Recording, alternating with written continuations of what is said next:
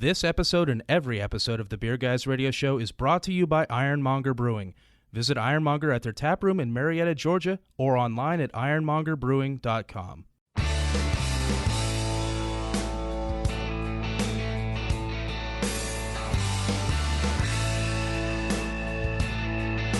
Open up a tab, grab a seat, and pour a pint. It's time for the Beer Guys Radio Show. You want free beer? Go to the brewery. Dedicated to the art, science, and enjoyment of craft beer. Yo, what's wrong with the beer we got? Now, here are your hosts, Tim Dennis and Brian Hewitt. And welcome to the Beer Guys Radio Show. We're broadcasting from the Beer Guys Radio Studios in Marietta, Georgia. And this week we're talking with Parish Brewing. I'm Tim Dennis, and with me as always is my good friend and co-host, Brian Hewitt. Hey, Tim. So joining us today, we have Ryan Speyrer, the head brewer of Parish Brewing. We're going to talk about award-winning beers, fruited sours, and of course, we have to talk about Ghost in the Machine. It turns out there's a double dry hop version of that, Tim. That sounds double tasty, Brian. It's going to be great. Ryan, thanks for joining us.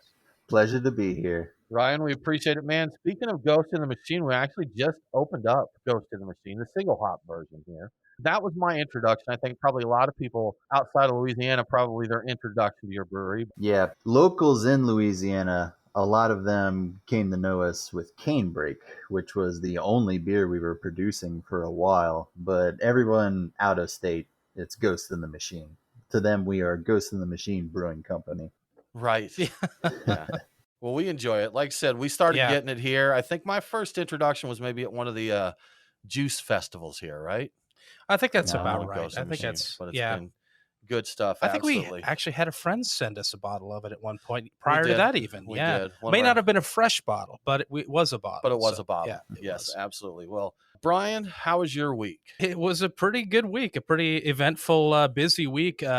Shortly after we got done recording the show last week, I went out to a Black is Beautiful preview at Second Self Brewing Company, and we hung out there, and I sampled that. I sampled some of the other fun things that they have been working on. New Contender, their new IPA, and a Dad Made Breakfast, and a new Contender Brett Ale, which Dad Made Breakfast. Brett IPA. What is that? You're Dad throwing made, these beer names out, but I know I'm what getting you're excited about all of them. There's so much to talk about. Dad Made Breakfast is I believe it's a coffee stout. I don't have all the details. Granddad Made Breakfast is a different version that's whiskey barrel aged. I think Dad Made Breakfast is an imperial coffee stout, pastry stout, I believe. But yes, so many beers, a lot to be excited about. Did that. I got into my my drink your cellar pick. We got to get into that. Left Hand's Wake Up the Dead from 2012, a 10.2% imperial stout. It turned a little tart. It was only supposed to be aged for 7 years. Technically, I'm a little over 7 years, but it was still pretty solid. It was still a pretty good beer. Just a nice, tiny little bit of tart. Gave it some character.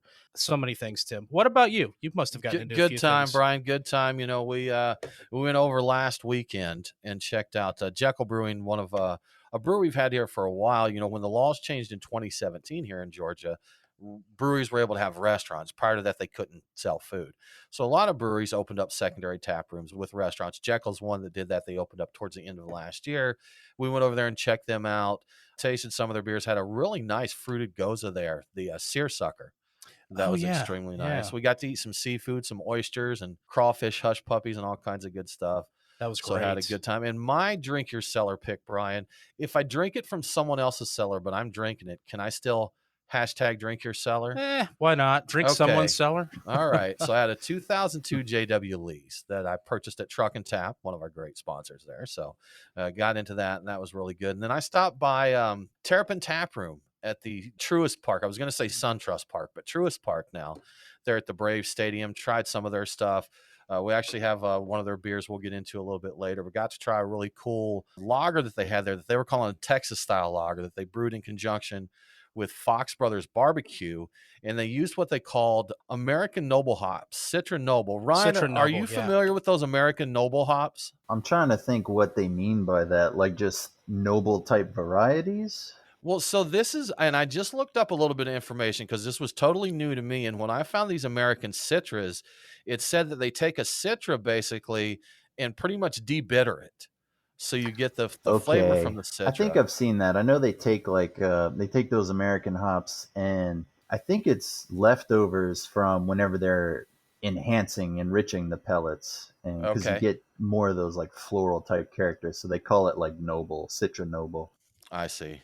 Making the most out of your do what you got to do, like they did the hop hash where they were scraping stuff off from processing. Yeah. Make use of all of it, man. Make use of all of it. Do it all. It's like the chicken nuggets of hops. That's it. Yeah. Grind them up, put them in there. Somebody will buy it. Hoppy nuggies. Yeah, but it made for a really nice beer. Had some of those. Had some barbecue there, and just had a real good time. And Brian, one thing I want to throw in here where I don't forget, we have a new episode of Hops and Ledgers out.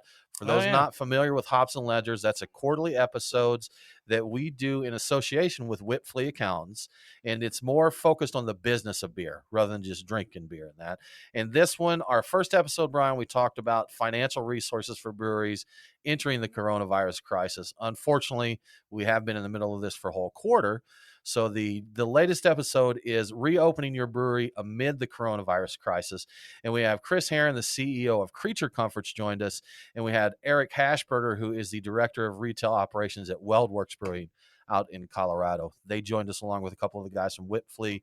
And that's on our Beer Guys Radio podcast feed. So if you're in the beer business, check that one out. It's good stuff. The intro and then the outro. Well, Tim, I think it's time for the beers of the week. Crack open a cold one. It's the Truck and Tap Beer of the Week. Woo-hoo! Craft beer and food trucks in downtown Woodstock. Truckandtap.com. Well, Brian, as always, we have just a phenomenal selection of beers. As you might guess, we're going to drink a lot of good Parish beers. We already have drank some really good Parish beers. But we also have from Second Self, Brian, you brought in the Black is Beautiful Stout that will get Terrapin sent us over their Hellerbach, which is a beer that I'm not sure if that's released yet. I think it was in the Bright Tank, but they were kind enough to give us some growlers of that from their tap room. So we'll probably crack into that a little bit later. We have enjoyed Parish's Strawberry Canebrake, which is American pale wheat with strawberries. We had Greetings from Grand Isle, and Ryan, I was crazy about that one. That is so good, man. That is exactly my cup of tea. Delicious, isn't it? Man, so good. Fantastic. Coconut, lime, kiwi, I believe, are the flavors there. Is that right? That is correct. In a Berliner beer. And it delivers it perfectly. Key lime specifically. I know so. Yeah. And then, of course, Ghost in the Machine that we're sipping on right now. We'll get into DDH Ghost a little bit later. Brian, we also have Swamp Stacks, a pastry stout that is a collaboration with Great Notion. And I will say this wrong. Reve? Congratulations. You said it wrong. There. You fooled me there. I thought I got it. And so cold, man. So cold. Yeah. But it's Rev. We as Cajuns, we got to mess with people who aren't from around here. So, I understand. Rev, give tricky ones. And another one that people like to mispronounce is envie. People pronounce it as envy very often. Okay. It looks like All right. envy. Yeah. I kind of had that coming, didn't I? Sure enough. Yeah. Yep. Well, Brian, what's happening this week in the news? What's in the news? The beer guys have the scoop. Extra, extra, read all about it. Time for headlines. All right, so let's start off with some controversy. A brewery in Calgary has pulled a beer after public outcry. The beer in question is Common Ground Brewing's Karen's Cherry Sour, which is a play on the popular internet meme where an entitled white woman wants to speak with the manager effectively. But it turns out the backlash wasn't from a horde of angry Karens. People took issue with the brewery profiting off the kind of people that are frequently shown launching into racist tirades on the internet. So especially since one of their slogans was Celebrate Karen with us today. Now, I'll be honest with you, Tim, did not realize that Karen was associated with racism. I did not see. I think, Brian, to be honest, I know that there are Karens that are racist, but I don't think the stereotype or the meme is inherently racist. It's just a entitled suburbanite woman, the crop haircut and the let me speak to your manager type. That's a Karen. So. Yeah, that's what I was thinking too, was the let me speak to your manager aspect. Right. That is one of the slogans too. So see? It's just the celebration is the problem. Yep. Well, if you like free beer and everybody does, now would be a good time to be down in Sydney, Australia. There's a robot bar serving free beer in Sydney, Australia. Probably even as we speak, Heineken teamed up with Sydney University's robotics department to set up a system of robotic arms doling out non-alcoholic Heineken 0.0 to anyone who wants it. And they're calling it their Heineken 0.0 contact bar. So it's a limited time, but get your free beer there. Sounds good to me. You're listening to the Beer Guys Radio Show. We're going to take a break and get us a brewery robot. We'll be back very soon to talk more with Parish Brewing Company.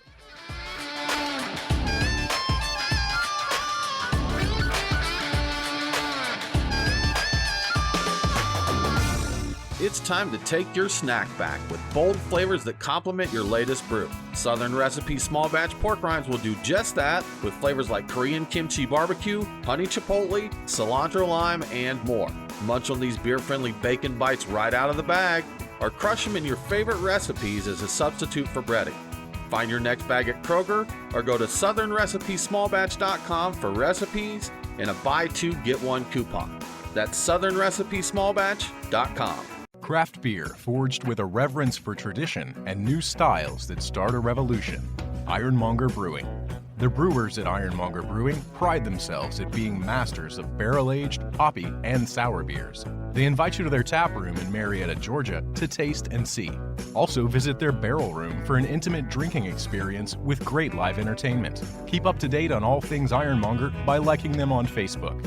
Ironmonger Brewing, establishing a new standard in craft beer.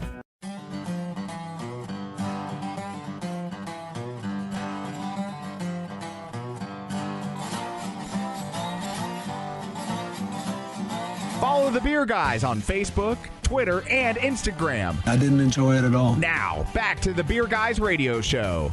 Welcome back to Beer Guys Radio Show. Remember, all episodes are available on demand, so if you missed the broadcast, get the podcast. Beer Guys Radio is available on all popular podcasting apps and unpopular podcasting apps, too. It's available on both. They're out there, man. Now let's get back to our talk with Parish Brewing. Ryan, thanks again for joining us, man. We really appreciate it. We're drinking through your brews here, and we just got into double dry hop Ghost in the Machine. And we're told that these were hidden 4-packs at the brewery. We lucked out here. Is that right? That is correct. You guys lucked out. This is one that I'm very much looking forward to. And I have a friend that is he lives in Houston. He's from Louisiana. And he heard that we got some of this and was a little bit jealous. He's been unable to get it on the pre-buys. He hasn't made the cut. Yeah, those pre-buys are tough. Man, this batch sold out so freaking fast. It sold out in, I don't remember if it was 1 minute or like 2 minutes, but it was ridiculously fast. It's crazy how fast some of these goes. We were talking recently about like stuff going on sale like that. I actually got to do a talk with the guys at Terrapin, and we were reminiscing back to the days when you actually had to go physically set in a line, like to get concert tickets, back when you had to line up at Ticketmaster and wait. And, and I think some breweries still do that, but a lot of going to the online methods, like Craft Cellar is one that's popular here. Ryan, are you familiar with Craft Cellar?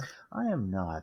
It's an app that you can do your pre-sales, and some breweries sell special events on there or different membership, like their club memberships and that. But it's just an easier way. You can get on there and do all your beer ordering. So now, instead of getting in the line too late, if your internet connection isn't fast enough, you don't get queued up fast enough, then you miss out. Pretty much, yeah. Technology getting you there. At least you can miss out from the comforts of your own home. Yeah, exactly. That's nice. Yeah. Well, Ryan, we want to talk to you a little bit about your brewing background. So, prior to Parish, what kind of background did you have before starting there? I was a home brewer. So, I started home brewing when I was in college. Started doing extract on the stove, and I had done that for a couple of years. And then I actually found out about Parish because I was living in Lafayette at the time, and Broussard's right outside of Lafayette. And I went over there because I was interested in checking the place out because I was kind of, that passion for home brewing was developing. I had caught the bug at that point and talked to the owner, Andrew. It was just him and one other guy, Philip, who's now our packaging manager. Got to see the brewery. That was back when Parish, they were brewing on a 50-gallon home-built brew house. Okay. Real small. The only thing they were making was cane break, but I was looking at this little base, nano brewery they had in a little small like warehouse strip that they were renting out. And I was like, this is so amazing. This is what I want to do. So I told them, like, when you guys need another person, like, I'll do anything. I'll mop or clean the toilets. I want to work here. And it was maybe about 4 months later, Andrew emailed me back and said, hey, we need another person now. It was right around when they were first starting the bottle canebrake, and we had a 6-head Maheen filler, and so they needed extra hands to do that. So I started off basically helping out with bottling. Yeah. You hear a lot of people talk about like the way they got into brewing, and it is something that people just love to do. Like there's not a lot of businesses where you can get people volunteer to just come work. Like, hey, we need some help on the bottling line. We need some help packaging. You'll get people to line up to do that. Yeah, people don't do that at like lag screw fabricator factories.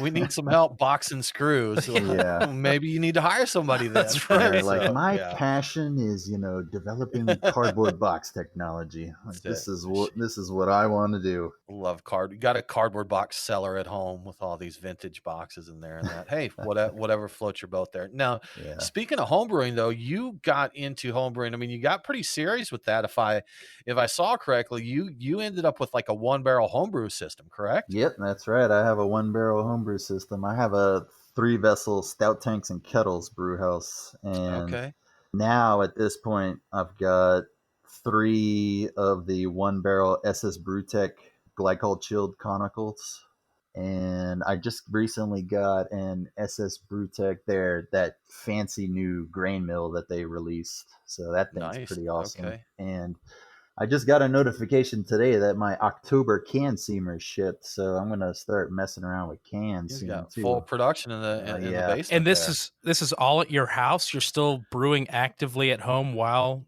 brewing at Parish. Really, that is correct. Cool. So that's passion right there. It is. I manage brewing operations at work, and then I come home and do more brewing. Get home from a long day of brewing and go brew some more. Well, because that was one thing that we were going to ask Ryan, is because I talked to a lot of brewers and they said once they started brewing professionally, they either didn't have the time or the desire to really homebrew anymore. And it's funny because that's something that my boss Andrew, he was saying like, oh, you're not going to want to brew and blah blah blah, but nope, it didn't turn out still that there, way. man. That's passion. That's where it's at. And some guys get into radio and they quit homebrewing too. I mean, it happens to a lot of people. You know what though, Ryan? I don't want to make you too jealous here, but you're talking about your brew house at home.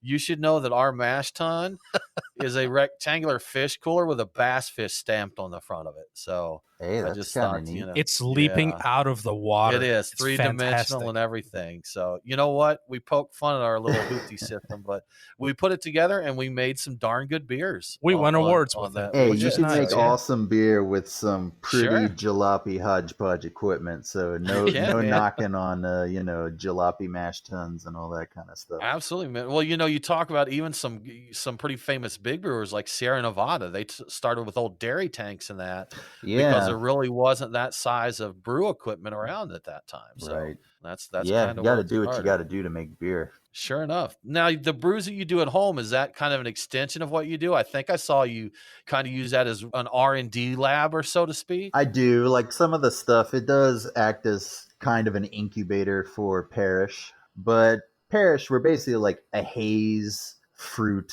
and pastry factory, which those three, are kind of like I think the holy trinity of hype. The trinity is how I describe it, right now in craft beer. And I kind of get, a little tired of that sometimes at work. So like I'll go home and I'll be like, you know what? I am going to brew a Munich Dunkel, a barrel of Munich Dunkel for me to just drink at home. So I kind of strike out and do more traditional stuff. Pretty awesome at the house.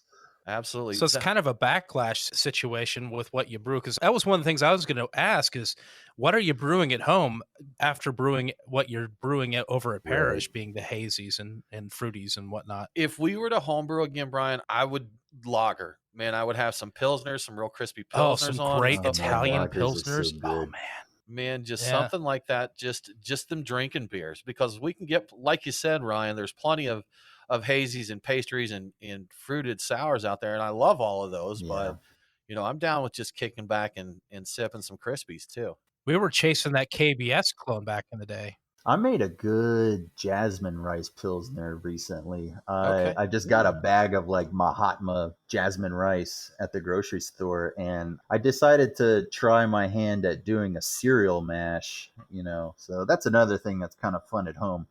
You can do inefficient, time-consuming things that, you you can't really do in a production facility when you're tied up. Yeah. And it turned out really well. It was the first time I'd done a cereal mash, and it made a nice, crisp Pilsner. And I used Sriracha Ace hop, so it kind of gave this herbal, subtle, like the little dill, lemony dill, it had that lemon dill note that Sriracha Ace, is known for. I'm down. Yeah, I love it. You don't see that hop as much anymore, but I remember it was hot for 3 minutes. Yeah. We had a really nice cask ale, a real ale that someone had done with a Sriracha Ace. It was really good.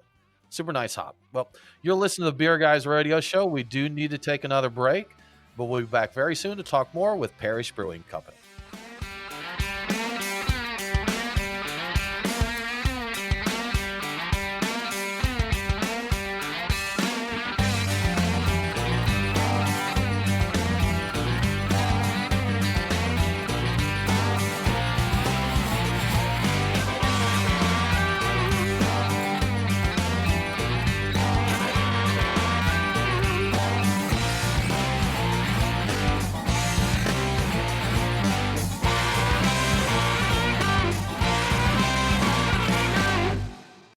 Have you ever thought about owning your own brewery but don't know what it takes to get one built? We're Storytime Construction, and we build breweries. We're Georgia's most experienced and hands-on contractors when it comes to building new breweries and tap rooms, or expanding existing breweries. We offer full build-outs, remodeling, and additions, as well as consulting and construction management.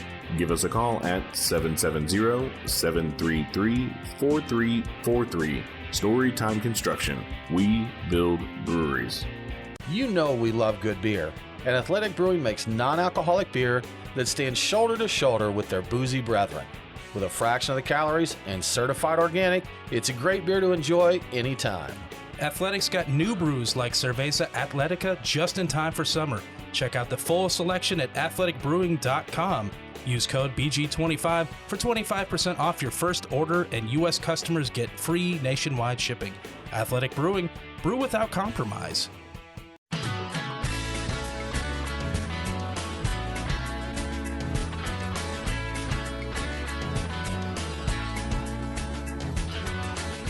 Follow the Beer Guys on Facebook, Twitter, and Instagram. To be the man, you gotta beat the man. Woo! Now, back to the Beer Guys Radio Show. Welcome back to the Beer Guys Radio Show. I want to give a quick shout out to one of our great radio affiliates, WUVR 1490 AM and 98.9 FM in Lebanon, New Hampshire. Catch Beer Guys Radio on WUVR every Saturday at 10 p.m. local time. Now let's get back to a conversation with Parish Brewing. Ryan, we have moved on to your your coffee stout here, which is delicious, rich coffee in that. And what we heard, this does not get a long boil. Is that correct? That is correct. That is no 24-hour boils at Parish. 1 hour boil. Okay. All right. Did you say 8 or was that 8? just one? One. Just one. 1 Okay. All right. boil. Making sure. What's the longest you boil a beer? 3 hours. Okay. Which beer is that? Oh. Any barrel base beers. Okay. I gotcha. Okay. Yeah. That's still a relative. That qualifies as It's long not- boil to me. It's not a. Swamp Stacks was boiled for 3 hours. It didn't go in the Okay. barrels, but Yeah. Okay. I'm looking forward to drinking That's that it. one. We That just- one I think is up next after this. Off air, while we were on break, we had a little conversation about the long boils, and that's Ryan had mentioned to us he's not sold on the magic of 24-hour boils and that he believes you yeah, can produce the same thing without all that crazy boil time, right? I think so. Yeah, and like I said, could be wrong on that. I don't have any definitive way to prove my side of the argument, but Okay. I think, just using more melanoid and heavy malts and adding more darker caramelized kinds of sugars into the kettle, you can get those same effects. That's what I've found from observation anyway, and Cool. trying stuff. As long as they're delicious. We enjoy the long boil. We like, I think, the novelty of it. If you say long yeah. boil, that's our hype keyword. We've been classically conditioned. We're Pavlov's beer nerds, bro. That's right. You say long boil stout, you say crispy boy, we're there. We Yeah. hear a kettle boiling and we start drooling. That's I mean, it. that really They is got how us, that man. works. They got us, yeah. But speaking of delicious beers and stouts and things you might boil, You don't for know a while, what you want to say right now. I don't do know, you, but Brian? I'm trying to get over to Rev, which is what we're drinking now. This coffee stout. It is a coffee stout. What can you tell us about that?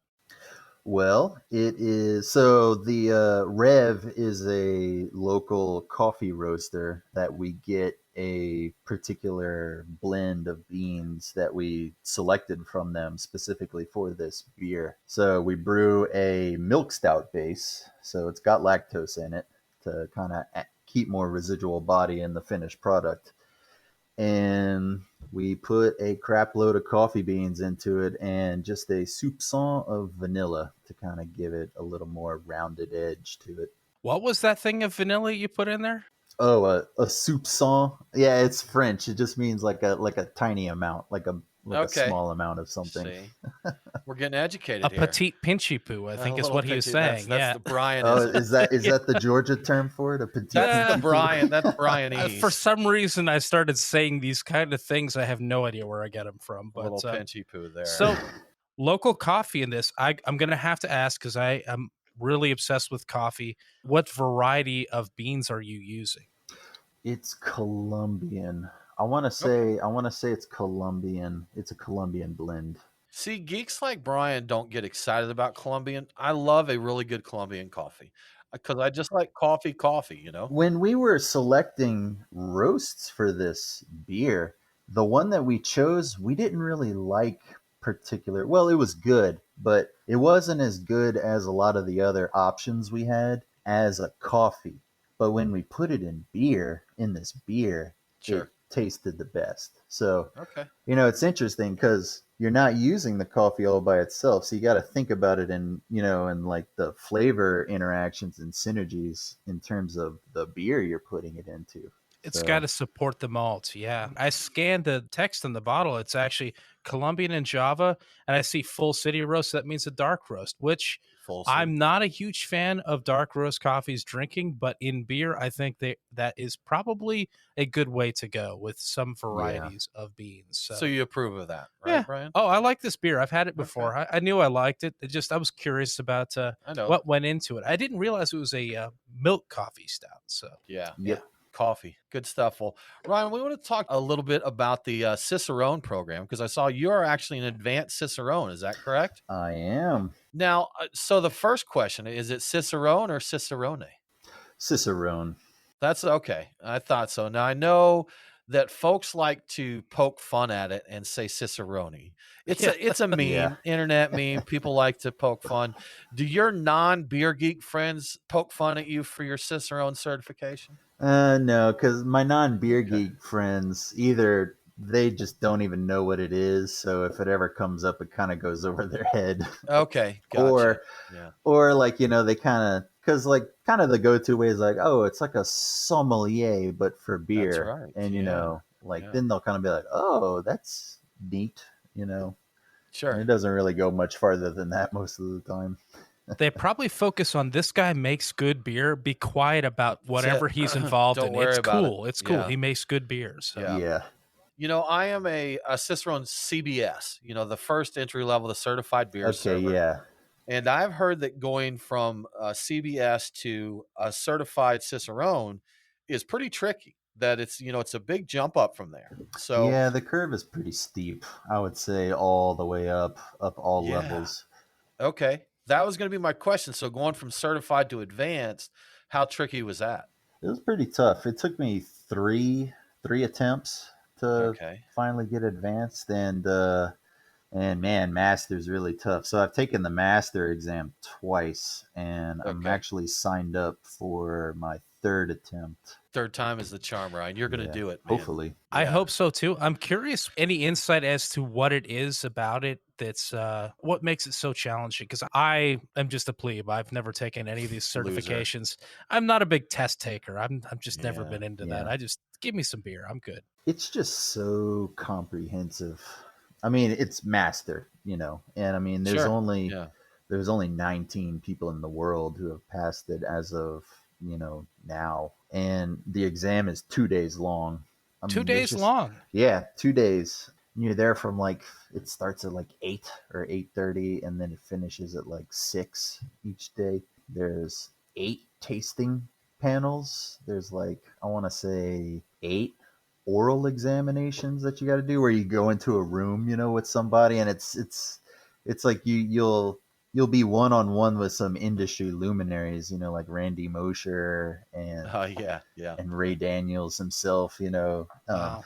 and they'll be quizzing you about beer styles and giving you a beer to taste blind and handing you a little bit of food, and you got to analyze the flavor and break it down, and then they'll give you a beer, taste the beer, compare them, describe how they synergize together, and then you need to recommend a different beer, different adjustments, basically like just build a dish around a beer, that kind of stuff. So it gets really tricky. See, that's what I thought when I was seeing all this about I think the tasting panel is what trips up a lot of people in the certified Cicerone. Yeah. And I think the book learning would be no problem. I could learn all the stuff, the tech specs and all of that. But I think the tasting, man, that'd get tricky. Tasting stuff. I'm pretty good at the tasting stuff. Good? Okay. Like off flavors, and that sort of thing. I do pretty well on that. My weak spot is like beer and food pairing and just beer styles, because there's over 100 of them, and just kind of remembering everything about all of them is. And you have to be on top of your game. If you have the sniffles or congestion, you've any little thing you've blown your chance something like of that passing happens. You're toast. I've got anxiety, and I'm not even taking the test. I have no plans on it, and I'm already a little, pulse rate's up. So yeah. Maybe not today, Brian. Maybe not today for you. Okay, tomorrow, then maybe tomorrow. Maybe I'll do it tomorrow. Yeah. Well, you're listening to the Beer Guys Radio Show. We do need to take another break, but we'll be back very soon with more from Parish Brewing Company.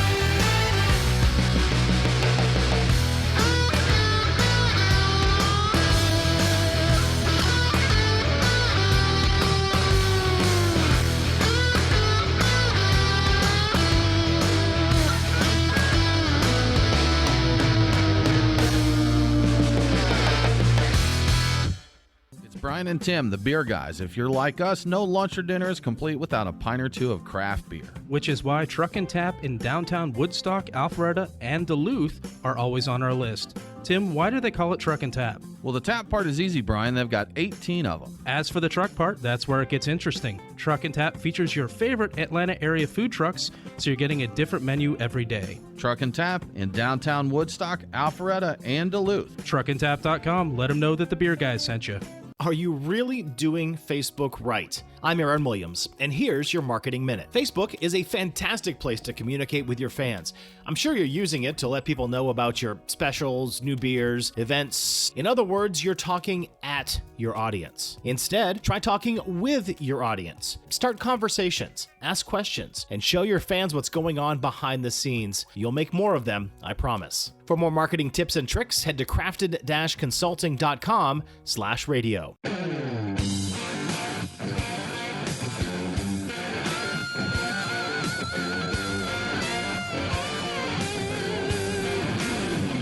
Follow the Beer Guys on Facebook, Twitter, and Instagram. Now, back to the Beer Guys Radio Show. Shake it back! Welcome back to the Beer Guys Radio Show. If you enjoy the show, please consider supporting us on Patreon. Just go to patreon.com/beerguys. Patrons get cool perks like Beer Guys swag and commercial-free episodes. Now let's get back to Parish Brewing. Parish Brewing, so many good beers. We've enjoyed every one of these tremendously today. And we had a goal to drink every beer that you had sent to us, Ryan, during the show taping. If we'd done that, I think we would have been spent already. Yeah, you probably would have been a little silly. Yeah, but we did get to sample each one, and we're currently into your stout there, the Swamp Stacks, which is like we were talking earlier about the hazy, fruity pastry. It's part of the trifecta here, right? The Holy Trinity. Yeah, man. So good stuff. Marshmallows, graham crackers, maple, all the flavors there. All of the good things that you want in beer. All the good flavors. Yeah. Absolutely. But, everything pastry. Something I want to ask you. So cane break, what does the name cane break, is that a reference to something? When you're talking about sugar cane fields, the cane break is like the threshold between, the cane field and like the open space beyond it. Gotcha.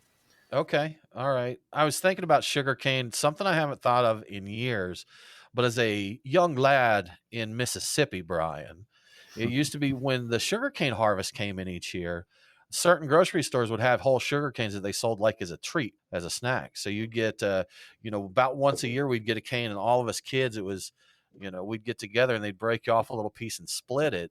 And it was like real fibrous in that. So that, Ryan, I'm assuming you've been in Louisiana, you've had some fresh sugar cane, right? Oh yeah. I never got it at the store, but I used to go cut it and steal it out of the fields on occasion when I was young. Yeah.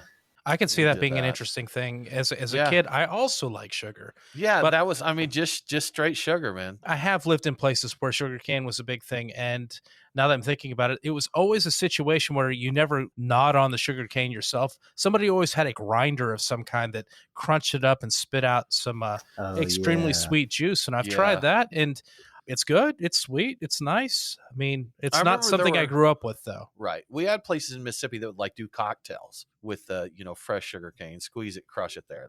But okay, I was just curious about that. I thought it may have to do with sugar cane. So with the cane break, that's local sugar cane they use, and they use local coffee in the Rev. Are there other local ingredients that make it into your beers? Those are the big two. Local coffee, and then we're using steamed sugarcane syrup, which comes out of Abbeville, which is nearby. That's pretty cool. I mean, in Belgian beers a lot, you have the Belgian candy sugars. Sure. So sugar is a good common ingredient in various beers. So what they need to do is, another thing from Louisiana that I enjoy a great deal that's not well known is Parish liqueur. It's tobacco. It's a tobacco liqueur. Tobacco? Wow. Yeah, it's a liqueur made with the tobacco. I always wanted to, as a home brewer, age a beer in a barrel or on cubes that had soaked in Parish. And so I would actually like to try a beer that's like that. And I think that you've got potentially access to that sort of thing. So just throwing that out there. Ryan, more advice for you, Ryan, in case you need something to brew. That's right. From a know-it-all on the radio to an award-winning brewer, I've got some advice. Since Brian has thrown all these ideas, we'll let you mull those over, but we'll talk about something that you actually brew right now. You have a series of beers called Sips. Is that correct? That is correct. Tell us about Sips. So Sips is interesting because it came about kind of by, I don't want to say by accident, but we had a tank of a hazy IPA that we brewed that wasn't going anywhere. So we just had it sitting in the tank, and we're like, man, what are we going to do with all this beer? And so we decided to start siphoning off 5 barrels at a time from this 60-barrel tank and just doing different fruit combinations. So the very first round of Sips that we released out of our tap room was fruited hazy IPAs. And then we're kind of like, it's okay, but man, this would be really good if it was like kind of more like a Berliner Weiss that was heavily fruited. So then after that, we brewed a base beer, with the intention of fruiting it. And then that ended up becoming Sips in its current form. And we've done a whole bunch of different variants of it at this point. So I was looking into Sips. I was trying to get my head around it. Is it still a Berliner at this point that's with fruit on it? I mean, kind of. It's a high percentage of wheat malt and then 2-row barley, which is, kind of a Berliner Weiss grain bill.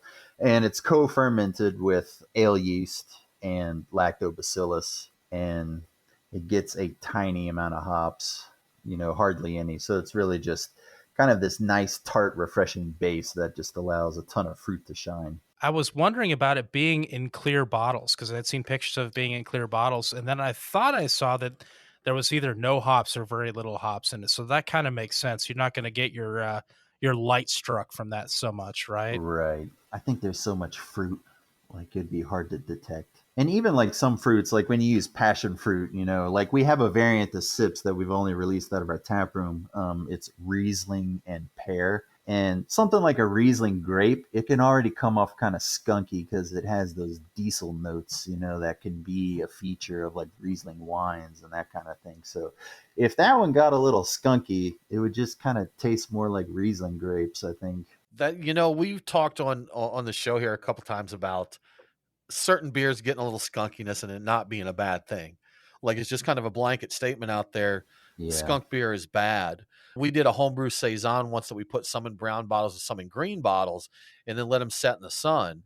And of course the green bottle got a little funk to it. and we preferred the green bottle beer. You know, it didn't, for sure. It wasn't necessarily dirty, skunky. It was just more funk and more character to it. Yeah, it sort of added to the already present vibe of the beer. I can definitely see that. So I take it you're on the team that certain beers you don't mind a little of that skunk in there as well, right? Yeah, I would definitely be on that team. Something like a saison, something that's already got a little funk, you know, can kind of just add a little more character. You know, along these lines, you teased a little something earlier when we were talking, like a daiquiri themed series of beers. Like I think it was Orange Octane.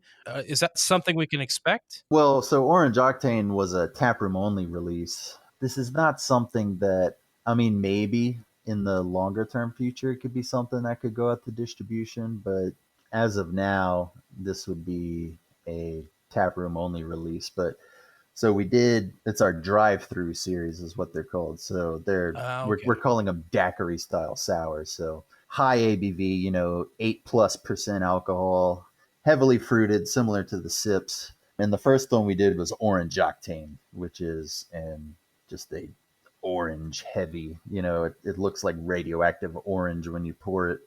Sour, really good. Tastes like tang with kind of like limey undertones is how I would describe it. Big fruit. I have to wonder if there's going to be a hurricane themed one coming from that, because that seems like a no-brainer to me. Perhaps. Yeah, that's one that definitely came to mind.